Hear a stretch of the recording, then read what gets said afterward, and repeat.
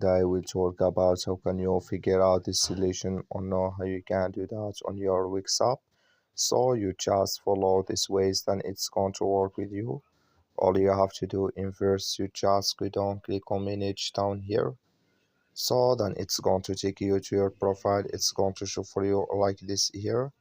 You click here on getting paid, you just click on it. So then you can it's going to show for you a list like this. Click here on proposals here. So then you come to next step, it's going to show for you like this, and here can you just click your first proposal here in desktop. When you open your app in desktop, it's going to show for you, then here can you create it. So that's all you have to do. That's all. I wish you know you I get it. That's all. Thank you for your watching. Don't forget to support us by liking, subscribe. That's all. Thank you for your watching.